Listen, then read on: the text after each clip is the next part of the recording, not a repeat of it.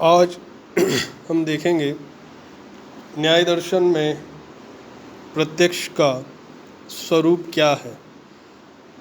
विशेष करके प्रत्यक्ष का जो विभाजन है निर्विकल्पक प्रत्यक्ष एवं सविकल्पक प्रत्यक्ष में, इन दोनों प्रत्यक्षों में क्या अंतर है, इसकी चर्चा करेंगे। निर्विकल्पक प्रत्यक्ष उस प्रत्यक्ष को कहते हैं जिसमें हमें केवल किसी चीज़ का या किसी वस्तु का, उसके अस्तित्व का केवल आभास होता है।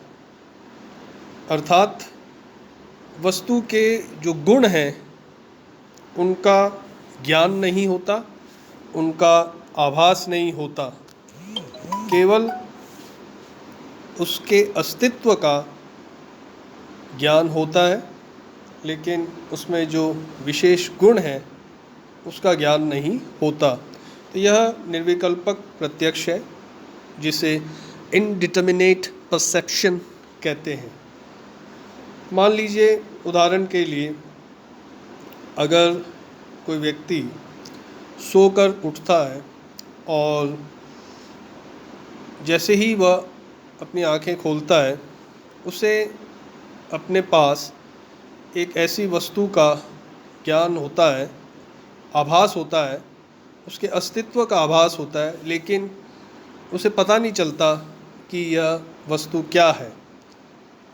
अर्थात कुर्सी उसके सामने है, तो कुर्सी के अस्तित्व का, उसके आकार का उसे ज्ञान होता है, लेकिन उसे इस चीज़ का ज्ञान नहीं होता कि ये वस्तु क्या है। तो यह निर्विकल्पक प्रत्यक्ष का उदाहरण है। अब एक और उदाहरण से इसे समझ सकते हैं कि अगर कोई व्यक्ति जब सोकर उठता है और उसे सामने कोई चीज़ दिखाई देती है जो गोल है, लेकिन उसे उस वस्तु के विशिष्ट गुणों का आभास नहीं होता, तो ये निर्विकल्पक प्रत्यक्ष है। उसे केवल इतना पता है कि यह वस्तु गोल है, लेकिन उसे ये पता नहीं है कि ये जो गोल पदार्थ है ये क्या है। अर्थात वह गोल पदार्थ टेबल है एक प्रकार की, लेकिन उसे निर्विकल्पक प्रत्यक्ष में केवल उसे इतना सा आभास मिलता है कि यह एक पदार्थ है जो कि गोल आकार में है।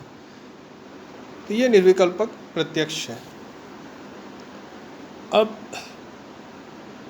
न्याय दर्शन ये कह रहा है कि निर्विकल्पक प्रत्यक्ष में वस्तु के गुण, उसके रूप और उसके प्रकार का ज्ञान नहीं होता। अर्थात उसके आकार का ज्ञान होता है, उसके प्रकार का ज्ञान नहीं होता। अब इसके विपरीत सविकल्पक प्रत्यक्ष है, यह वस्तु का हमें निश्चित और स्पष्ट ज्ञान देता है।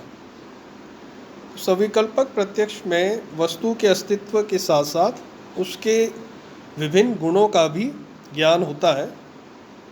अर्थात जब हम किसी वस्तु को देखते हैं, जैसे मान लो कुर्सी, तो केवल कुर्सी के अस्तित्व का या टेबल के अस्तित्व का ज्ञान नहीं होता, लेकिन उसके गुणों का भी ज्ञान होता है।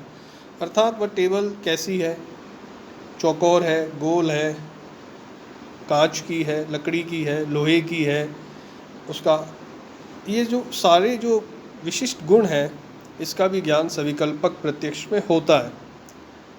तो सविकल्पक प्रत्यक्ष एक प्रकार से निर्णयात्मक है और इसके संबंध में सत्यता और असत्यता का प्रश्न नहीं उठता।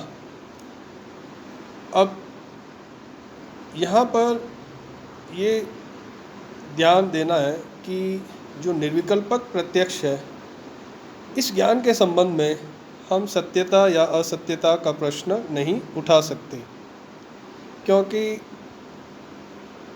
इस ज्ञान की अभिव्यक्ति नहीं हो सकती। निर्विकल्पक प्रत्यक्ष का जो ज्ञान है उसकी अभिव्यक्ति नहीं हो सकती, इसीलिए इस ज्ञान के संबंध में सत्यता और असत्यता का प्रश्न नहीं उठता।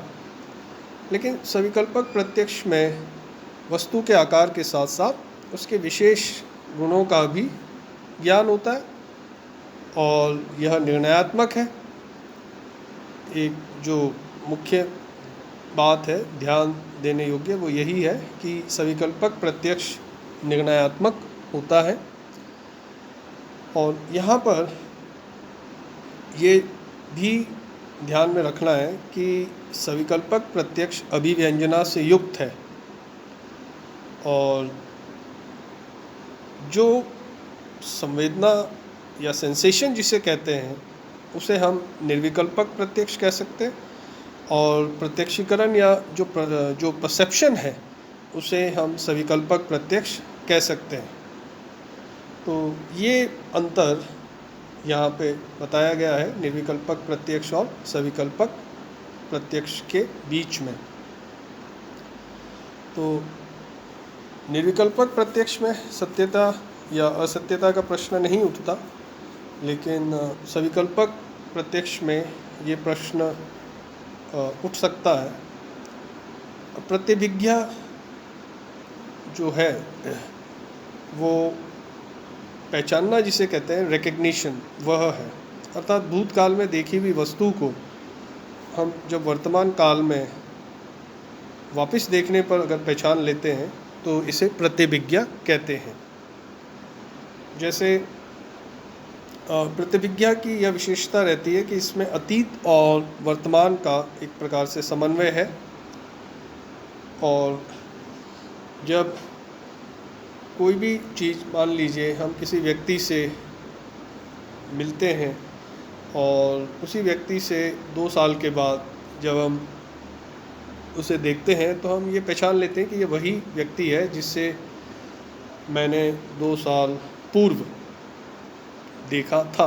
तो ये प्रतिभिज्ञा है और कुछ विद्वानों ने सविकल्पक प्रत्यक्ष का एक विशेष रूप इस प्रतिभिज्ञा को माना है, अर्थात जो रिकग्निशन है उसे प्रतिभिज्ञा कहते हैं। अब अलौकिक प्रत्यक्ष में 3 प्रकार से भेद किए गए हैं। इंद्रियों का जब विषयों के साथ एक असाधारण संबंध होता है तो उसे अलौकिक प्रत्यक्ष कहते हैं। यह 3 प्रकार का है, सामान्य लक्षण प्रत्यक्ष, ज्ञान लक्षण प्रत्यक्ष और योगज। सामान्य लक्षण प्रत्यक्ष में हमें जाति का प्रत्यक्ष होता है, अर्थात किसी भी वस्तु के सामान्य गुणों का प्रत्यक्ष होता है। अब जैसे आम का पेड़, इमली का पेड़, नींबू का पेड़, जामुन का पेड़, अब ये सभी जो पेड़ हैं या वृक्ष हैं हम इन्हें देखते हैं और वैसे ही जैसे हम जब भी हम किसी एक अन्य पेड़ को देखते हैं तो सबसे पहले हम उसका प्रत्यक्षीकरण करते हैं कि यह एक वृक्ष है। तो वृक्ष का प्रत्यक्षीकरण उसके सामान्य गुण वृक्षत्व के आधार पे हुआ है। वैसे ही शेर, चीता, लोमड़ी, कुत्ते, गाय, भैंस, इनको हम जब देखते हैं तो यह कहते हैं कि यह एक पशु है। तो पशुत्व का प्रत्यक्षीकरण हुआ है और वृक्षत्व, पशुत्व ये एक सामान्य गुण है जिसे हम देखकर ही उस वस्तु को पहचान जाते हैं कि अमुक वस्तु यह है। तो ये सामान्य लक्षण प्रत्यक्ष है। ज्ञान लक्षण प्रत्यक्ष में जो बात है वो ये है कि इसमें इंद्रियां अपने विषय से अलग विषय का ज्ञान ग्रहण कर लेती हैं। प्राय इंद्रियों के द्वारा वही ज्ञान होता है जो उसका विषय होता है, अर्थात आँख से हम रूप का ही ज्ञान प्राप्त कर सकते हैं, कान से शब्द का। लेकिन ज्ञान लक्षण प्रत्यक्ष में हम इंद्रियां जो है वह अपने विषय से भिन्न विषय का ज्ञान ग्रहण कर लेती है। उदाहरण के लिए जैसे रसगुल्ले को जैसे ही देखते हैं या कोई भी स्वादिष्ट भोजन को देखते हैं तो व्यक्ति के मुंह में पानी आ जाता है। तो यहाँ पर ये एक ज्ञान लक्षण प्रत्यक्ष का उदाहरण है। या मान लो इमली, नींबू शब्द सुनने से मुंह में पानी आ जाता है। तो यहाँ पर ये ध्यान देने योग्य जो बात है वो ये है कि रसगुल्ले का मीठापन का जो ज्ञान है वो जीभ के द्वारा ही संभव होता है, लेकिन ज्ञान लक्षण प्रत्यक्ष के माध्यम से रसगुल्ले को देखकर ही इसके मीठेपन का ज्ञान हो जाता है। तो वैसे इमली के खट्टेपन का ज्ञान, नींबू के खट्टेपन का ज्ञान, जो स्वाद है वह जीभ के माध्यम से होना चाहिए, लेकिन उसके खट्टेपन का ज्ञान कई बार शब्द सुनने से भी हो जाता है। जैसे नींबू शब्द कहते हैं तो उसके खट्टेपन का ज्ञान, मुंह में पानी आता है और उसके खट्टेपन का ज्ञान होने लगता है। तो ज्ञान लक्षण प्रत्यक्ष में इंद्रियां, ये एक अलौकिक प्रत्यक्ष है, इसीलिए इसको अलौकिक प्रत्यक्ष कहते हैं, क्योंकि इसमें इंद्रियां अपने अपने विषय से अलग विषय का ज्ञान को ग्रहण कर लेती हैं। या किसी चीज़ को देख के हम उसके कोमल होने का या एक प्रकार से उसके सख्त होने का ज्ञान प्राप्त कर लेते हैं बिना उस वस्तु को छुए या बिना उसका स्पर्श किए। तो ये ज्ञान लक्षण प्रत्यक्ष कहलाता है। जैसे घास को देखकर हम उसके कोमल होने का ज्ञान प्राप्त कर लेते हैं, हालांकि घास का हमने स्पर्श किया नहीं है।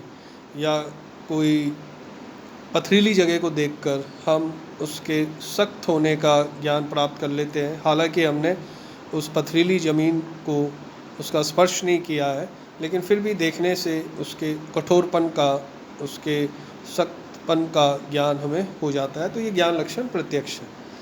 और योगज जो प्रत्यक्ष है ये एक प्रकार का अलौकिक प्रत्यक्ष है, जिसमें व्यक्तियों के द्वारा भूत, वर्तमान और भविष्य के जो भी सूक्ष्म प्रकार की वस्तुएं हैं उनका वह अनुभव करने लगते हैं। न केवल भूतकाल में, लेकिन वर्तमान, भविष्य और भूतकाल में, तीनों कालों में व्यक्ति सूक्ष्म प्रकार की सभी वस्तुओं का अनुभव करने लगते हैं। ये योगज प्रत्यक्ष है और ये मूल रूप से योगियों में पाया जाता है और इसे योगाभ्यास द्वारा ही विकसित किया जा सकता है।